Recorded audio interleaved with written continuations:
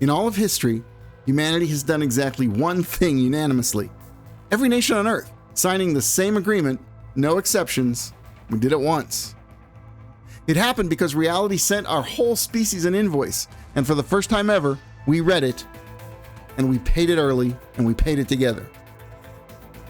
This is 5 minutes on the hole we tore in the sky and what it says about the bill we're all arguing about right now. Hi, I'm Scott Knoll of Dreamforge. Let's engage.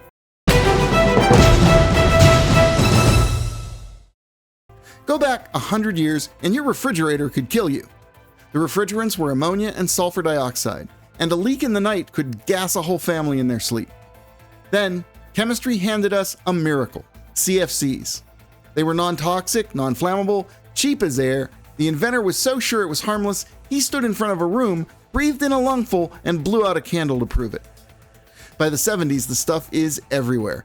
Fridges, air conditioners, hairspray, the inhaler an asthmatic kid squeezes just to breathe. It was a genuine wonder chemical, and nobody was a villain for loving it. The affection was completely innocent. After all, it was safe for people. Nobody thought to ask what it did 20 kilometers over our heads. Now let's go to 1974. Two chemists, Molina and Rowland, they published the math. CFCs drift up into the stratosphere. Sunlight cracks them apart, and each freed chlorine atom shreds ozone by the tens of thousands of molecules. The ozone layer, that's that thin layer that stands between every living thing on Earth and hard ultraviolet. The response? Years of industry attack.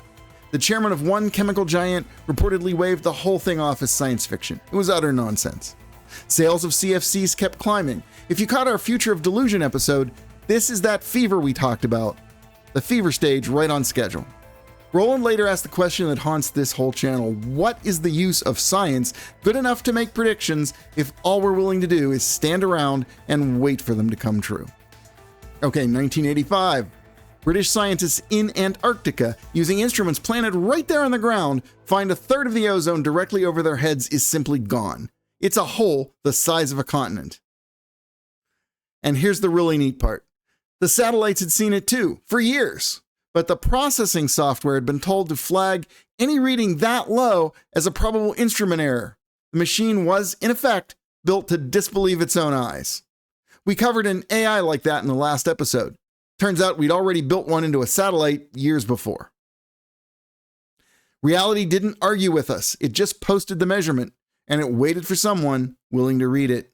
What happened next has never happened before or since. 1987, the Montreal Protocol. Nations that agreed on absolutely nothing else, Cold War rivals, rich countries and poor ones, they sat down together and they phased out a profitable and beloved chemical. And in time, every nation on Earth ratified it. It's the only treaty in the history of the United Nations that can make that claim. And it worked. The hole stopped growing. Then it started to close. On current science, the layer heals back to its old self around the middle of this century, and millions of skin cancers that will now simply never happen. But here's the honest asterisk. We paid early because the bill was legible. One chemical class, there were substitutes already sitting on the shelf, the fix was cheap next to the harm. Reality made us an easy sale. It will not always be that generous.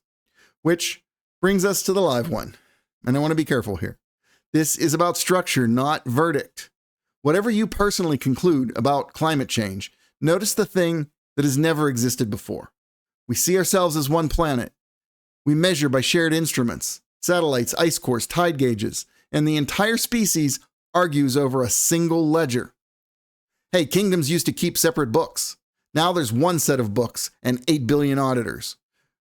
Believers, skeptics, all of us running a finger down the same column of numbers. That argument itself is the new thing under the sun. The debate is the world reading one invoice together as a single body.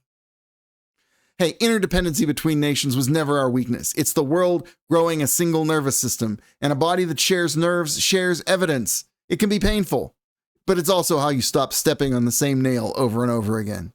And behind all of this stands the precedent stated once and plainly.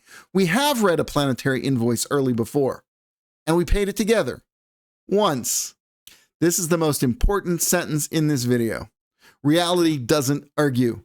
It invoices. The only thing we've ever controlled is how big we let the bill get before we open the mail. And once, just once so far, We've opened that bill early, and we've paid it together.